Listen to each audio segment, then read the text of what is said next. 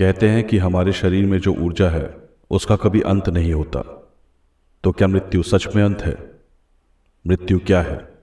प्राण का शरीर से अलग होना, या फिर उस प्राण रूपी ऊर्जा का शरीर को त्याग कर ब्रह्मांड में मिल जाना, या फिर मुक्ति हमारे खुद के मस्तिष्क के मायाजाल से निकलना है? कुछ सवालों के जवाब इतने पेचीदा होते हैं कि उनका जवाब कई बार अकल्पनीय और अविश्वसनीय होता है। दादी नानी के पिटारे से चुराकर कुछ कहानियां लाया हूं।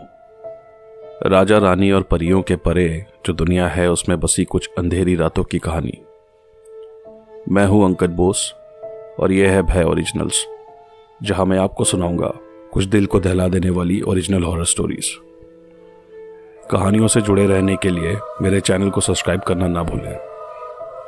तो आइए मैं कुछ पन्ने पलटता हूं और आपको सुनाता हूं भय से भरी हुई एक दास्तान।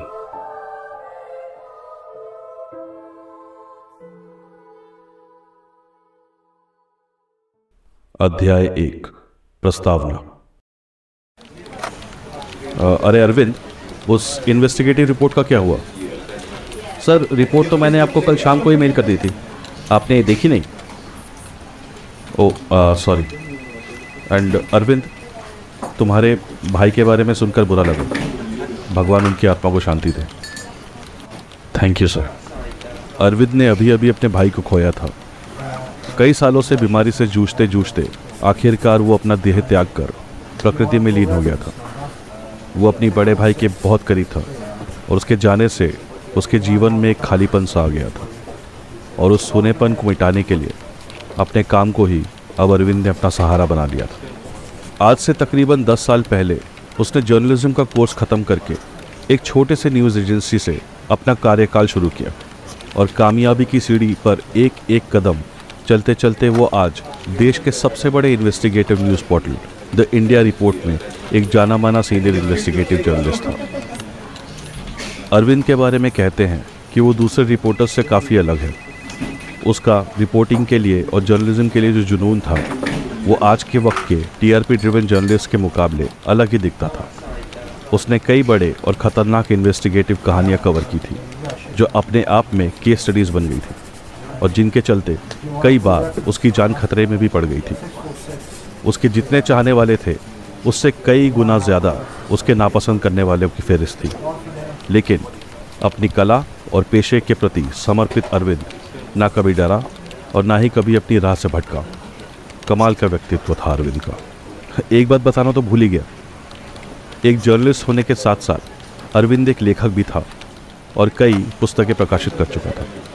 साहित्य की दुनिया में भी लोग उसका नाम जानते थे। एकांत, आकांक्षा और निर्वेद उसकी लिखी हुई किताबों में सबसे गहरी और रचनात्मक सोच वाली कहानियाँ थीं। अरे सुरेश, मैं एक मीटिंग के लिए निकल रहा हूँ, बॉस पूछे तो प्लीज़ बता देना। अरविंद ने अपने मेज़ पर पड़ी गाड़ी की चाबियां उठाई और दफ्तर से निकल गया।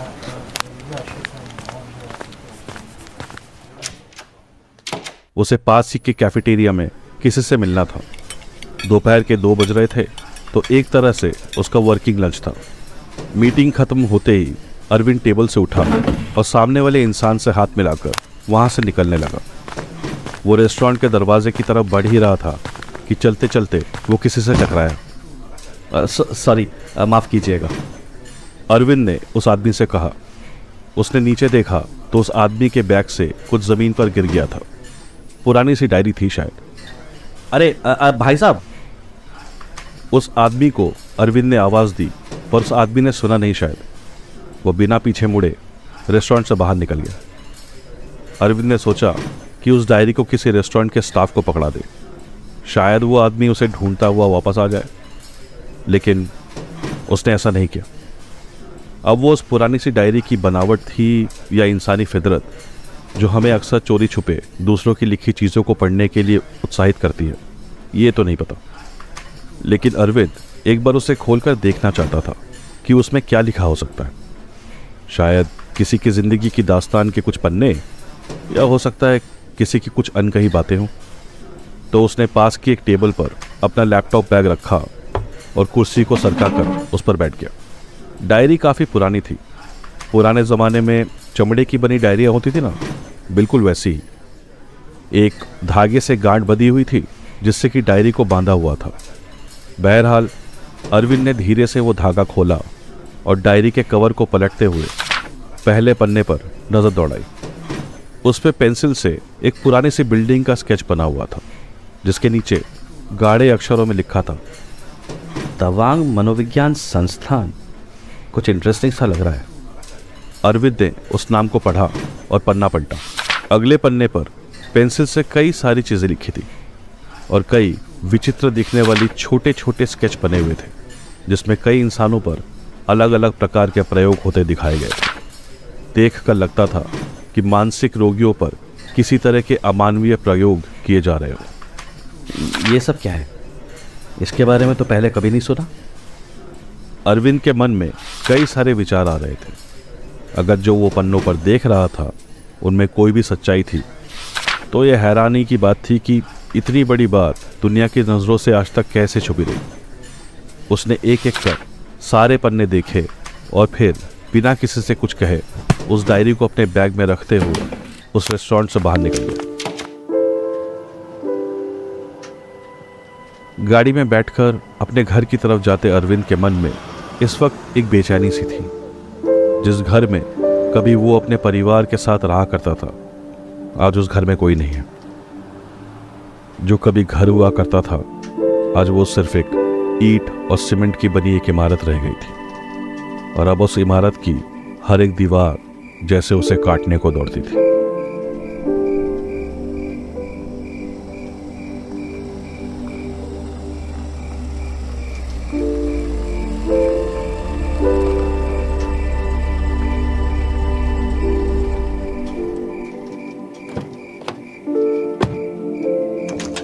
घर पहुंचकर सुबह का खाना फ्रिज में से निकालकर गैस पर गर्म करते हुए उसने खाने की मेज की ओर देखा।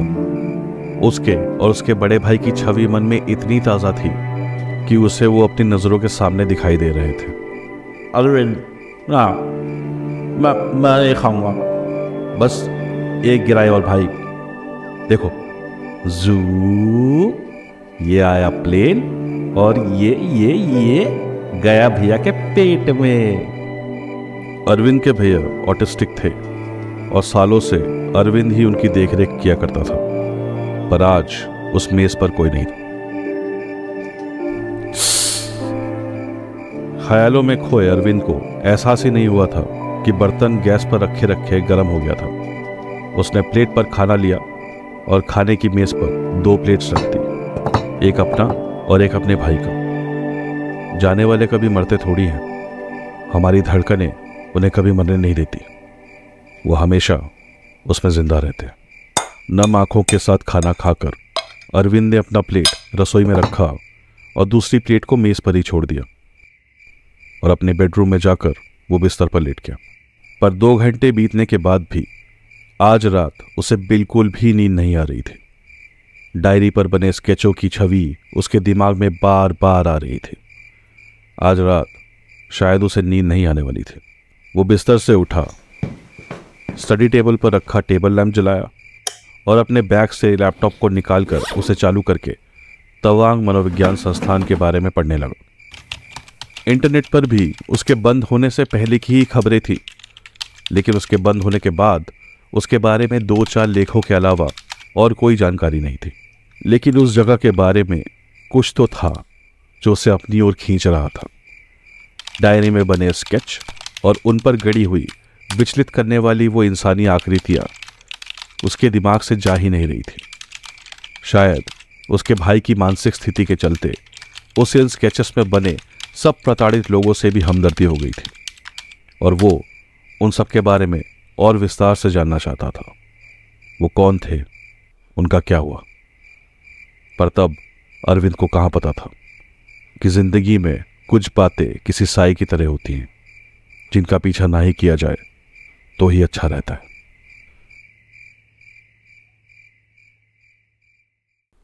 अध्याय 2, प्रस्थान। अरे बाप रे, 9 बज गए। फटाफट तैयार होकर निकलता हूं। रात को अरविंद लैपटॉप पर लेख पढ़ते पढ़ते कब सो गया था उसे मालूम ही नहीं चला। वो जल्दी से उठा और तैयार होकर ऑफिस के लिए निकल गया। ऑफिस पहुंचकर वो सीधा अपने एडिटर के कमरे में गया। सर मुझे 1 हफ्ते की छुट्टी चाहिए। सब ठीक तो है अरविंद? हाँ सर, बस सोच रहा हूँ कि कुछ दिनों के लिए कहीं घूम आऊँ। घर में अकेले मन नहीं लगता। मुझे भी लगता है तुम्हें अब कुछ दिन कहीं घूमाना चाहिए। एडिटर ने अरविंद की ओर देखा। कोई जगह सोची है? तवांग। अरविंद ने मुस्कुराते हुए जवाब दिया।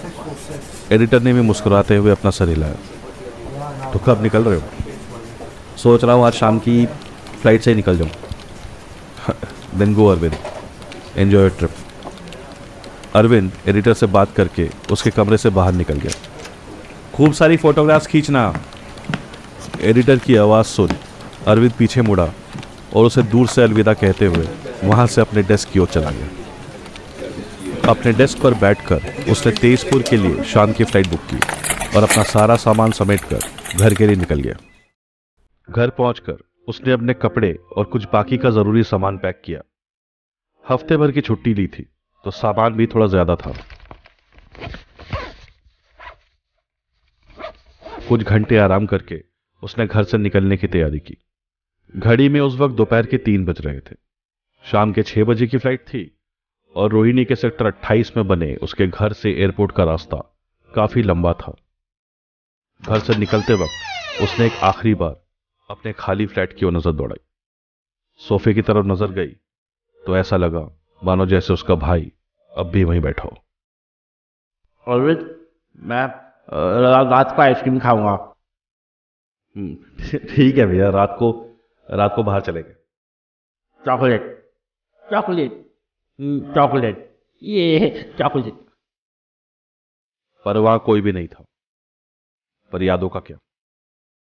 वो अक्सर जीती जागती तस्वीरें बनकर आंखों के सामने किसी पिक्चर की तरह चलती रहती है। अरविंद ने अपने घर के दरवाजे पर ताला लगाया और वहां से एयरपोर्ट के लिए निकल गया। घर से निकलते निकलते उसने गली में रहने वाले टिंगू को प्यार किया और उसको दूध और बिस्किट खिलाकर गाड़ी की तरफ बढ़ गया। तो ध्यान रखियो अपना, समझा? मैं थोड़े दिनों में लौट आऊंगा। शर्मा जी को बोल दिया है जब तक मैं नहीं आता वो तेरा ख्याल रखेंगे। टिंगू ने अरविंद की बात सुन अपनी पूंछ हिलाई और उसके पीछे पीछे उसे गाड़ी तक छोड़ने पार्किंग लॉट तक गया। पार्किंग से बाहर निकल रहे अरविंद ने रियर व्यू मिरर में देखा तो टिंगू उसकी गाड़ी को एकटक देखे जा रहा था। शायद अब उस जगह पर बस एक टिंगू ही था जो रोज अरविंद के घर आने का इंतजार करता था। लोग कहते हैं कि जानवर बात नहीं कर सकते, पर कुछ अरविंद और मुझ जैसे भी हैं जिनसे वो बातें भी करते हैं और हमारी बातें सुनते हैं और समझते भी। कहानी में आगे बढ़ने से पहले मैं आप लोगों से एक रिक्वेस्ट करना चाहूँगा, क्योंकि मैं एक बहुत छोटा सा सोलो क्रिएटर हूँ एंड फिलहाल पॉडकास्टिंग से मेरी कोई इनकम नहीं है और 2020 में मेरी जॉब जाने के बाद से फाइनेंशियली स्ट्रगल कर रहा हूँ। आपका 50 रुपीज़ का एक कंट्रीब्यूशन मुझे आगे इस पॉडकास्ट को और बेहतर करने में और ज़्यादा टाइम देने में मदद करने के साथ साथ अपने परिवार के एक्सपेंसेस को संभालने में भी बहुत मदद करेगा। तो अगर आप लोगों को मेरी कहानियाँ पसंद आती हो तो प्लीज़ कंसिडर अ डोनेशन। आप मुझे किसी भी यूपीआई ऐप के जरिए भय ओरिजिनल्स @SBI पर डोनेट कर सकते हैं। Thank you so much. अध्याय 3, प्राप्ति। 2.5 घंटे की फ्लाइट के बाद आखिरकार अरविंद तेजपुर एयरपोर्ट पहुंच गया।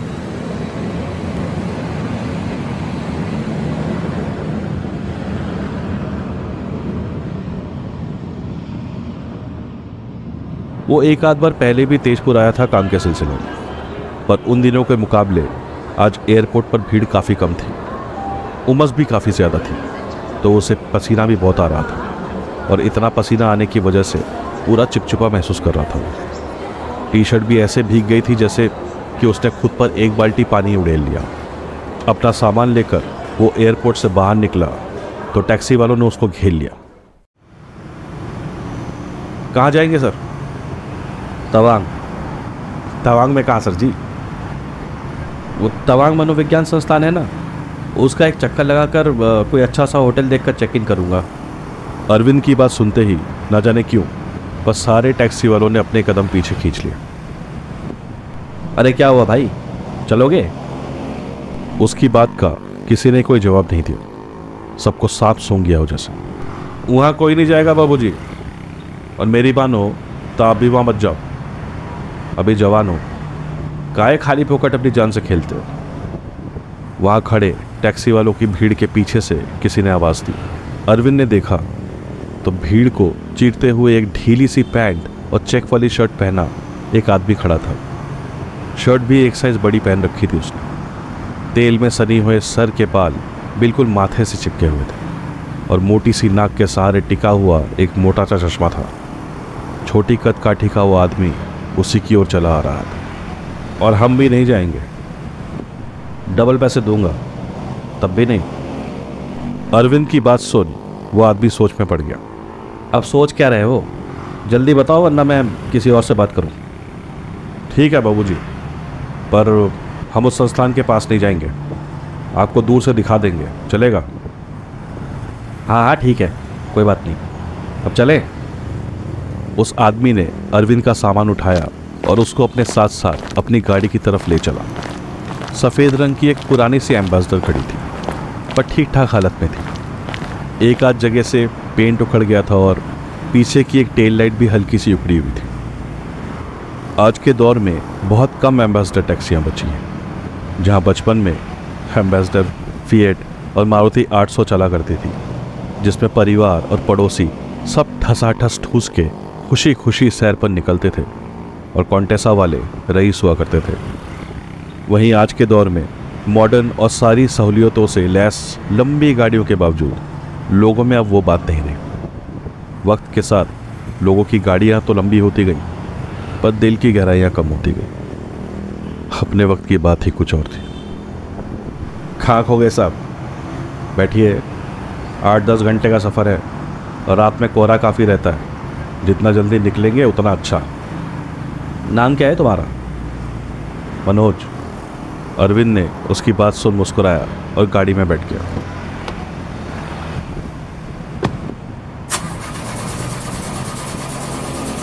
क्या हो गया? कुछ नहीं साहब, थोड़े नखरे करती है बस।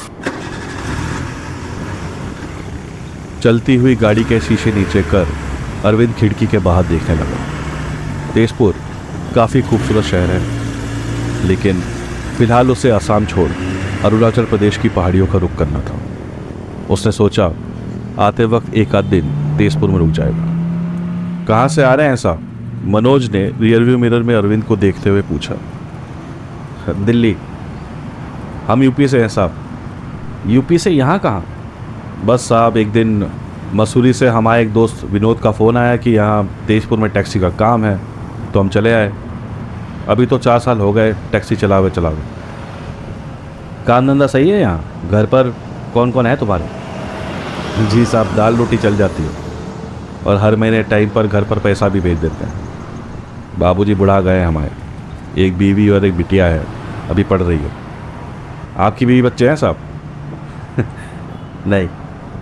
अच्छा, वो तवांग मनोविज्ञान संस्थान का नाम सुनकर सब पीछे क्यों हट गए थे? वहाँ कोई नहीं जाता साहब, अजीब सी जगह है, शहर से दूर जंगलों के बीच में। हमारी मानो तो आप सीधे होटल चलो साहब। ऐसा क्या होता है वहाँ? कहते हैं अजीब अजीब आवाज़ें आती हैं और वहाँ से हर कोई नहीं जा सकता साहब। हम खुद ही पिछले 5 सालों से वो रास्ते पर नहीं गए। आसपास के गांव वाले भी नहीं जाते वहाँ। वैसे भी पगलैटों के बीच में कौन जाना चाहेगा साहब? दुनिया भर से पगलैट आते थे वहाँ जमा होने। अभी पिछले 5-7 सालों से कोई खैर खबर नहीं है उस जगह के बारे में। अब वहाँ कोई नहीं जाता साहब। अजीब अजीब बातें करते हैं लोग उस जगह के बारे में। बस गेट पर एक दरबार रहता है और वो किसी को अंदर जाने नहीं देता। हमने उस जगह को एक आध बार दूर से देखा था, पर अब तो जंगल इतने घने हो गए हैं कि कुछ भी नज़र नहीं आता। मनोज की बातें सुन अरविंद के मन में उस जगह के लिए उत्सुकता और बढ़ गई थी। सिर्फ एक डायरी में बने कुछ स्केचेस को देखकर उसका यूं इतना दूर चले आना क्या ठीक था? इन्वेस्टिगेटिव जर्नलिस्ट होने के बावजूद कुछ लेखों की वजह से आज वो तवांग मनोविज्ञान संस्थान की ओर बढ़ा चला जा रहा था। कभी कभी हम जिंदगी में बिना किसी कारण या तर्क के कई बार कुछ चीज़ों और जगहों की तरफ जाने अनजाने खींचे चले जाते हैं, जिन्हें शब्दों में व्यक्त करना बेहद कठिन होता है। वेलकम टू अरुणाचल साहब। अरे साहब, हम अरुणाचल प्रदेश में इंटर कर लिए हैं। उमस भरे वातावरण की जगह अब पहाड़ों की ठंडी ठंडी हवाओं ने ले ली थी। ऊंची लंबी पहाड़ियाँ और खुली वादियों में अरविंद को थोड़ा सा जिंदा महसूस हो रहा था। उसने गाड़ी के शीशे पूरे नीचे किए और अपने हाथों को बाहर निकाल हवा को और करीब से महसूस करने लगा। उसने अपने बटुए में से अपने भाई की तस्वीर निकाली और मुस्कुरा दी। उसके बड़े भाई को पहाड़ों से बहुत प्यार था। अरविंद अरविंद, ये देखो पहाड़ पहाड़। उसके भाई ने एक तस्वीर हाथों में पकड़कर अरविंद को दिखाया। पुराने मनाली का कोई पोस्ट कार्ड था। अब चलोगे घूमने फिर? उसने अपने भाई से पूछा। मज़ा आएगा, मज़ा आएगा। अरविंद ने अपने बड़े भाई को गले से लगा लिया। कहाँ खो गए साहब? मनोज ने अरविंद के कंधों पर हाथ रखा। आइए, थोड़ा सा चाय पी लीजिए। अरविंद को एहसास ही नहीं हुआ था कि एक बार फिर से वो मन ही मन में इतिहास के पन्ने पलटने लगा था। ढाबे पर गाड़ी कब रुकी, कब मनोज गाड़ी से बाहर उतरा, उसको पता ही नहीं चला था। उसने गाड़ी का दरवाज़ा खोला और ढाबे पर जाकर एक प्याली चाय पी। थोड़ी देर वहाँ हाथ पैर फैलाने के बाद गाड़ी एक बार फिर से चल पड़ी। और कितना टाइम लगेगा? अभी 2 घंटा और लगेगा साहब। आप पीछे की सीट पर थोड़ा सुस्ता लो। अरविंद को भी काफ़ी थकान महसूस हो रही थी। घर से एयरपोर्ट, फिर 2.5 घंटे की फ्लाइट और पिछले 7 घंटों से गाड़ी में बैठे बैठे उसका शरीर भी दुखने लगा था। मनोज की बात सुन वो पिछली सीट पर खिड़की से बाहर अपने पैर निकाल कर लेट गया। अध्याय 4, विषाद। गाड़ी की रफ्तार धीरे धीरे कम हो रही थी। अरविंद पीछे की बैक सीट पर अभी भी सोया हुआ था। गाड़ी धीरे धीरे एक बड़े से गेट के बाहर रुकी। गेट के बाहर एक आदमी कुर्सी पर बैठे सिगरेट पीते हुए अपने मोबाइल की स्क्रीन में कुछ देखने में व्यस्त था।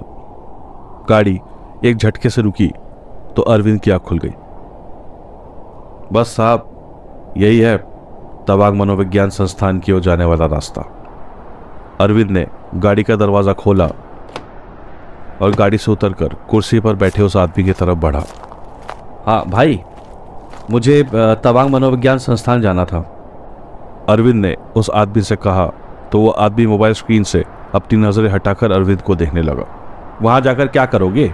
पूरा अस्पताल खाली पड़ा है। वहाँ खंडरों में क्या ढूंढना है आपको? खंडर?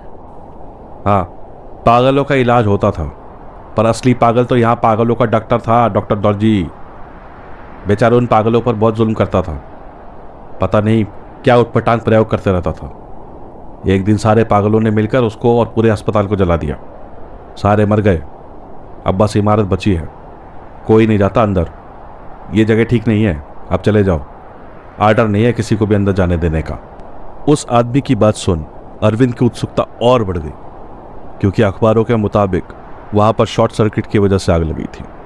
कहीं भी इस कहानी का जिक्र नहीं था। शायद डायरी में बने स्केच में कोई ना कोई सच्चाई तो थी। तुम्हारा नाम क्या है? अरविंद ने उस आदमी से पूछा।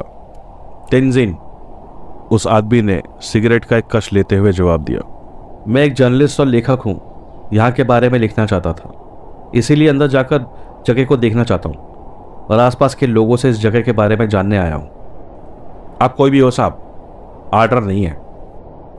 अब? अरविंद ने एक 2000 का नोट दिखाते हुए पूछा।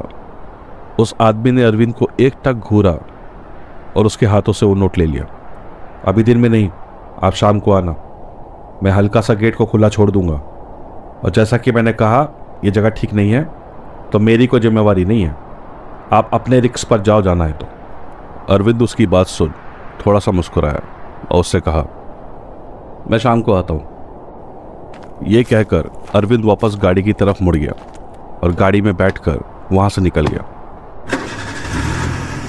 वहाँ से मनोज सीधा उसको होटल तवांग हाइट्स ले गया।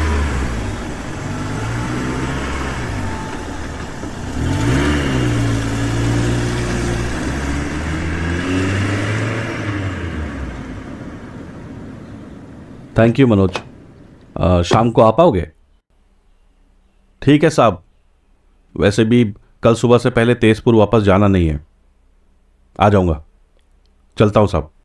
चेक इन करने के बाद बेल बॉय अरविंद को उसके कमरे तक ले गया और उसका सामान रख वहाँ से चला गया। अरविंद ने ब्रेकफास्ट ऑर्डर किया और कमरे के पर्दे खींचकर बिस्तर पर लेट गया। थोड़ी देर में उसकी आंख भी लग गई। शाम के 6 बजे जब घड़ी का अलार्म बजा तब अरविंद की आंख खुली। उसने फटाफट से अपने कपड़े बदले और अपना कैमरा, एक टॉर्च और थोड़ा बहुत सामान अपने बैकपैक में रखा और होटल के लॉबी में जाकर बैठ गया। अपने कहे मुताबिक थोड़ी देर में मनोज भी वहाँ आ गया। साहब, अभी भी सोच लो, आपको सच में वहाँ जाना है? अरविंद ने मनोज की बात सुन अपना सर हाँ में हिलाया। ठीक है साहब, जैसे आपकी मर्जी। थोड़ी देर में अरविंद वापस उसी प्रवेश द्वार के बाहर था। मनोज ने गाड़ी का इंजन बंद किया।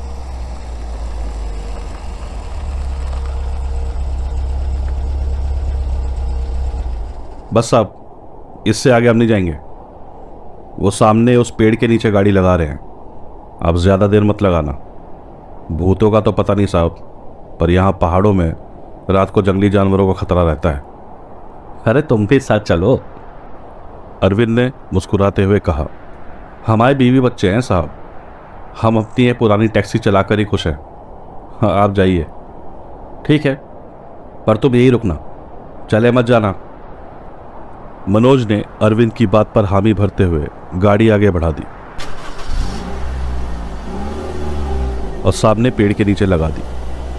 सूरज को डूबे हुए 1 घंटा बीत चुका था और हालांकि अभी सिर्फ 7 ही बजे थे, पर अभी से कोहरा इतना घना होने लगा था कि लग रहा था कि आधी रात का वक्त हो। पूर्णिमा की चांद की रोशनी में नहाई हुई पहाड़ियां, मंद मंद ठंडी हवा में हिलते पत्तों की आवाज़ और दूर किसी गांव से आते कुत्तों की भौंकने की आवाज़ें वातावरण को और भी रहस्यमय बना रही थी। तवांग मनोविज्ञान संस्थान के उस मुख्य द्वार के पीछे की दुनिया पिछले 5-8 सालों में किसी ने नहीं देखी थी। वैसे भी जली हुई इमारतों में किसी की दिलचस्पी क्या होती, खासकर वहाँ जहाँ इतने सारे लोग काल का ग्रास बने हो। वहाँ कोई पागल ही जाना चाहेगा।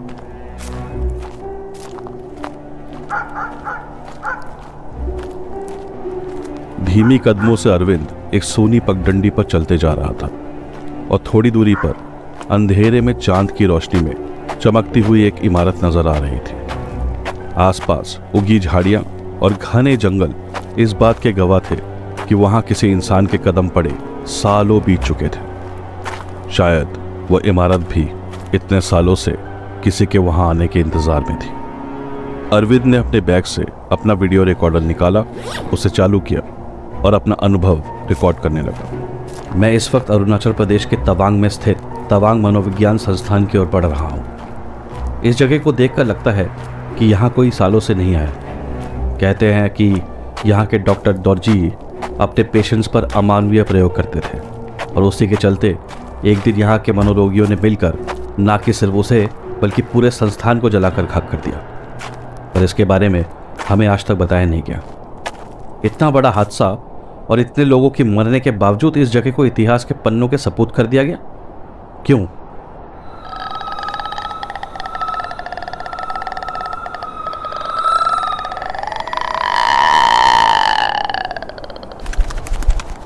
कौन? अरविंद ने टॉर्च की रोशनी दौड़ाई तो उसे पेड़ों के पीछे से एक साया अस्पताल की ओर दौड़ता नजर आया। अरविंद कैमरा लिए उस साये के पीछे दौड़ा। दौड़ते दौड़ते वो अस्पताल के मेन डोर तक पहुंच गया, लेकिन उसे कोई नजर नहीं आया। शायद ये उसके मन का भ्रम था, या फिर टॉर्च की रोशनी पड़ी तो ऊपर खिड़की पर एक औरत अपना सर निकाले उसे देखकर मुस्कुरा रही थी। उसका चेहरा तो ठीक से नजर नहीं आ रहा था, पर अरविंद ने गौर से देखा तो ऐसा लगा मानो ऊपर बनी खिड़कियों में से कई सारे लोग उसे ही देख रहे थे। कोई और होता तो शायद वहां से भाग जाता, पर अरविंद उनमें से नहीं था। हैरानी की बात थी कि पूरी इमारत जल चुकी थी पर ढही नहीं थी। दरवाजा खुलते ही वो एक बड़ी सी लॉबी में दाखिल हुआ। पैरों के नीचे टूटे हुए कांच के टुकड़े अब भी चरमरा रहे थे। एक कोने में शायद रिसेप्शन हुआ करता था। कतार में लगी हुई जली हुई कुर्सियों पर शायद कभी वहां भर्ती मनोरोगियों के घर वाले उनसे मिलने के इंतजार में बैठते होंगे। सामने से दाईं तरफ की गलियारे से होती हुई ऊपर जाती सीढ़ियां और ठीक सामने कभी ना खत्म होने वाले हॉल से होते हुए अस्पताल के अंदर की ओर जाता हुआ अंधेरे में डूबा हुआ एक पैसेजवे। ये क्या है? दीवार पर आधी जली हुई एक तस्वीर टंगी हुई थी जिस पर शायद किसी आदमी की तस्वीर रही होगी। तस्वीर के नीचे सिर्फ आखिरी के 3 अक्षर JEE बच गए थे। JEE, doctor दौर्ची।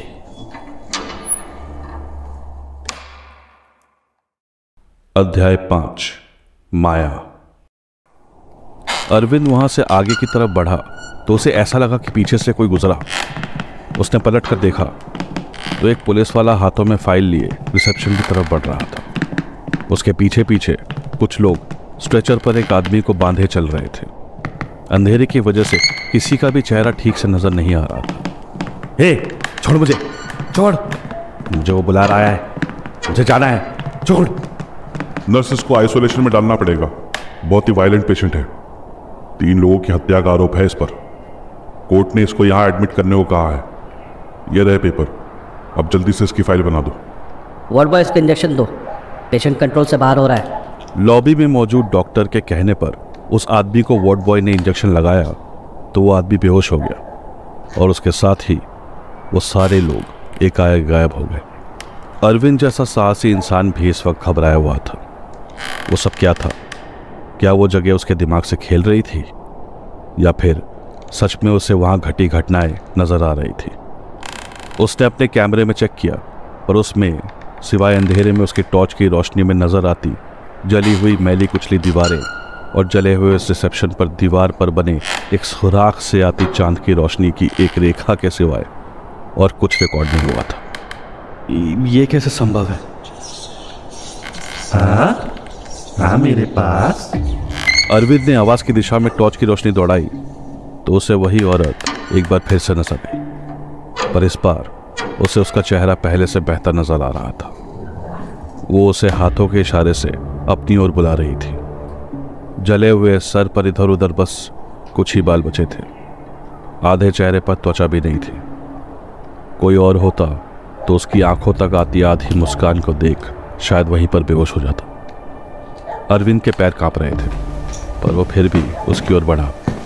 कुछ भी हो, आखिर अरविंद था तो इंसान ही, और भय सबको लगता है। अरविंद के 2 कदम बढ़ाते ही वो औरत वहां से उन अंधेरी गलियों में और अंदर चली गई।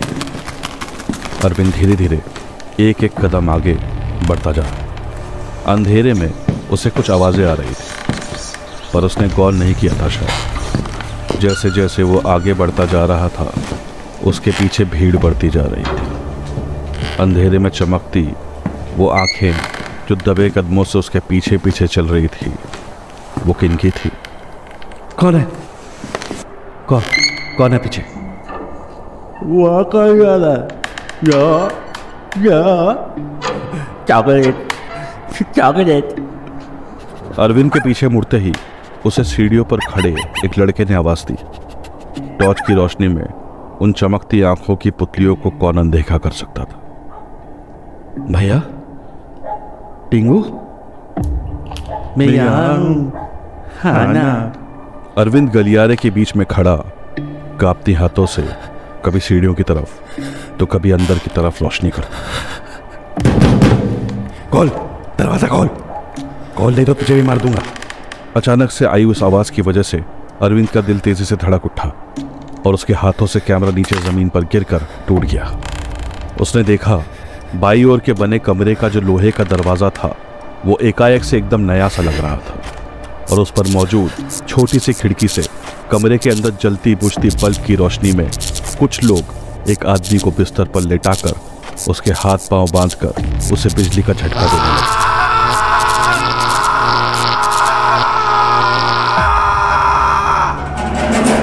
अरविंद ने दरवाजा खोला तो अंदर सिवाय जले हुए फर्नीचर, टूटी फूटी पड़े मेडिकल इक्विपमेंट और यहाँ वहाँ से धसी हुई दीवारों के सिवाय और कुछ नहीं था। यहाँ तक कि दरवाज़ा भी पूरी तरह से जंग खाया हुआ था। वो वहाँ से पीछे मुड़ा और सीढ़ियों की तरफ गया। ये सब क्या हो रहा है? मुझे लगा मैंने भैया को देखा। वो थोड़ा सा और आगे गया और सीढ़ियों के पास खड़े होकर ऊपर नज़र दौड़ाई। ऊपर वाले मंजिल पर तालियां बजाते हुए एक लड़का किसी आदमी के पीछे पीछे चला जा रहा था।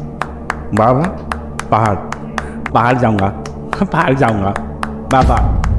अरविंद तेज कदमों के साथ सीढ़ियों से ऊपर गया। सामने ऊपरी मंजिल की दीवारों के कोनों पर चमगादड़ों के सिवा और कोई नहीं था।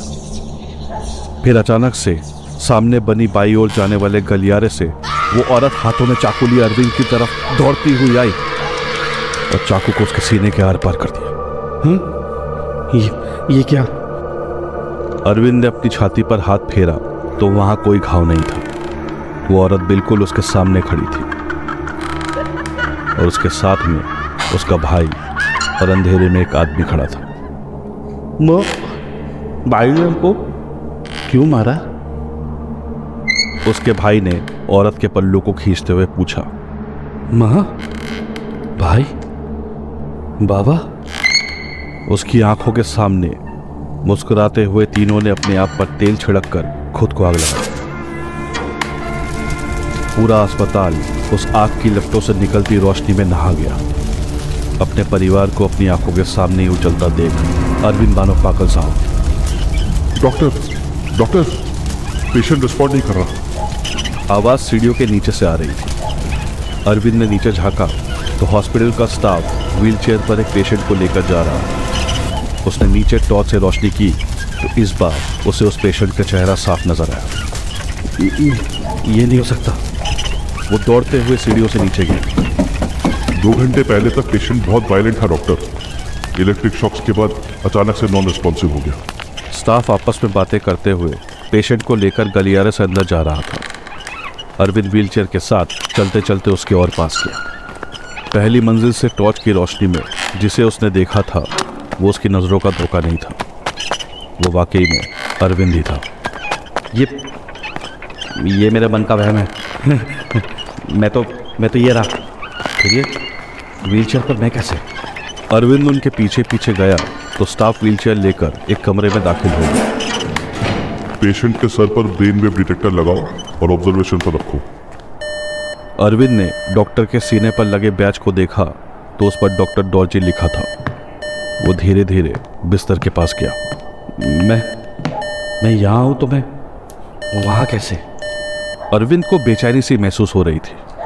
उसके हाथ पांव में कोई सुई चुभा रहा हो जैसे।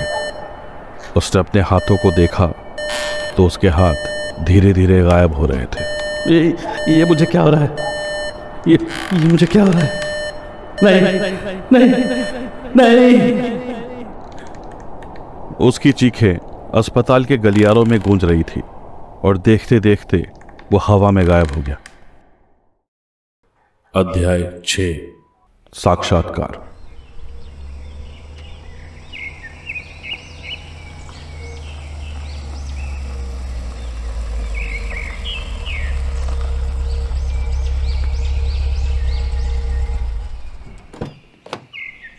अरे मनोज साहब, कैसे हैं आप? हम ठीक हैं। कुछ काम से तवांग आए थे, सोचा अस्पताल का एक चक्कर लगा लें। अरे टिंगू, कैसा है तू? बिस्किट खाएगा? मनोज ने टिंगू को कुछ बिस्किट खिलाए और टिंगू ने भी खुशी खुशी वो बिस्किट खा लिए। आप हर बार आते हो तो ये आपके पास चला आता है, बाकी किसी भी विजिटर के पास नहीं जाता ये। तेंजिन ने मुस्कुराते हुए मनोज को देखा। डॉक्टर डॉर्जी है अंदर? हाँ, अभी अस्पताल के राउंड पर हैं। आप उनके ऑफिस में बैठो, वो थोड़ी देर में आ जाएंगे। मनोज ने अपने ड्राइवर को इशारा किया कि वो गाड़ी सामने पेड़ के नीचे पार्क कर दे और गेट से अंदर घुसकर अस्पताल की ओर चलने लगा। अस्पताल के आसपास का लॉन और पेड़ पौधों का रखरखाव बहुत अच्छे से किया गया था और साफ सफाई का भी बहुत ध्यान रखा गया था। देखकर लगता ही नहीं था कि वहाँ कोई सरकारी मनोविज्ञान संस्थान है। ऐसा लगता था किसी अच्छे खासे रिसोर्ट की ओर जाने वाला रास्ता हो। मनोज ने लकड़ी का बना दरवाज़ा खोला और अस्पताल के अंदर दाखिल हो गया। कतार में लगी हुई कुर्सियों में वहाँ भर्ती पेशेंट्स के रिश्तेदार बैठे अपने परिजनों से मिलने का इंतज़ार कर रहे थे। दीवार पर डॉक्टर दौरजी की एक बड़ी सी तस्वीर लगी थी, जिसके नीचे बड़े बड़े अक्षरों में लिखा था, डॉक्टर दौरजी, वरिष्ठ मनोचिकित्सक। मनोज रिसेप्शन पर बैठी नर्स की ओर देखकर मुस्कुराया और सीधा डॉक्टर दौरजी की दफ्तर की ओर चला गया। उसके कुर्सी पर बैठते बैठते ही डॉक्टर दौरजी भी वहां आ गए। अरे मिस्टर मनोज, कैसे हैं आप? हम ठीक है डॉक्टर। अरविंद कैसा है? आप आइए मेरे साथ, खुद ही देख लीजिए। डॉक्टर दौरजी ने अरविंद की तरफ देखते हुए मनोज से कहा, मुझे आज भी याद है, ये हमारे अस्पताल का सबसे वायलेंट केस था। जब पहले दिन पुलिस इसे यहाँ लाई थी, he was almost out of control. छोड़ मुझे, छोड़। जो बुला रहा है, मुझे जाना है, छोड़। A classic case of paranoid schizophrenia. Doctor Dorji ने मनोज की ओर देखा। हंसता खेलता परिवार था डॉक्टर, हम तो बचपन से जानते हैं इसको। अजीब अजीब सी बातें करने लगा था। मेरे घर पर जो 2 लोग हैं वो जिंदा नहीं है बल्कि मरे हुए हैं। अपने माँ और बाप से डरने लगा था। कहता था वो भूत हैं और हम उन्हें मार देंगे। बस अपने भाई से बहुत प्यार करता था। मैंने इसको किसी तरह समझा बुझा कर ट्रीटमेंट भी चालू करवाया था, पर इसने दवाइयाँ लेना ही बंद कर दिया। और फिर एक दिन अपनी माँ को चाकू मारकर अपने घर में आग लगा दी। बेचारा इसका ऑटिस्टिक भाई और इसके पिता दोनों उस आग में झुलस कर मर गए। इसके भाई के मौत का बहुत गहरा सदमा पहुंचा था इसको। लेकिन स्ट्रेंजली इतना वायलेंट होने के बावजूद जानवरों से बहुत प्यार था इसको। शाम के वक्त इसको स्टाफ के सुपरविजन में जब लॉन में लेके जाते थे तो टिंगू, ये हमारा कम्युनिटी डॉग, उसको बहुत प्यार करता था और स्टाफ से बिस्किट मांगकर उसे खिलाया करता था। ये क्या हो रहा है डॉक्टर? ये एक ब्रेनवेव डिटेक्टर है, पेशेंट की दिमाग की एक्टिविटी को मॉनिटर करता है। अरविंद के शरीर में पिछले 8 सालों से कोई मूवमेंट नहीं है और इसकी आंखें हमेशा खुली रहती हैं। इसके ब्रेनवेव्स को स्टडी करके ऐसा लगता है जैसे कि उसका मस्तिष्क 24 घंटे सजग है, मानो मन ही मन में किसी दुनिया को बार बार जी रहा हो। मतलब कि शायद उसका सबकॉन्शियस उसको एक ऐसी दुनिया दिखा रहा हो जो है ही नहीं। और हो सकता है कि जिन जिन को वो जानता था वो सब उस कहानी के किरदार हों। हर इंसान की कुछ इच्छाएं होती हैं, जैसे कि वो जिंदगी में क्या बनना चाहता था, क्या पाना चाहता था। जो जिंदगी उसने जी उसका घटनाक्रम या फिर उसने जो किया उसका अपराध भार यानी कि गिल्ट उसे अपने ही मस्तिष्क में किसी समय चक्र में कैद किए हुए हो। उसकी आंखों को गौर से देखो, अभी भी आंसू गिर रहे हैं। The human brain is incomprehensible mister Manoj. आज तक मेडिकल साइंस उसे पूरी तरह समझ नहीं पाया। शायद अरविंद भी अपने ही मस्तिष्क के बुने मायाजाल में फंसा हो। Who knows? फिर मिलेंगे दोस्त। मनोज ने अरविंद की ओर देखा और उसके पास जाकर उसके सर पर अपना हाथ फेरा और थोड़ी देर वहां रुकने के बाद डॉक्टर दौरजी के साथ कमरे से बाहर निकल गया। कहाँ जाएंगे सर? तवांग में कहाँ सर जी? वो तवांग मनोविज्ञान संस्थान है ना, उसका एक चक्कर लगाकर कोई अच्छा सा होटल देखकर चेक इन करूंगा।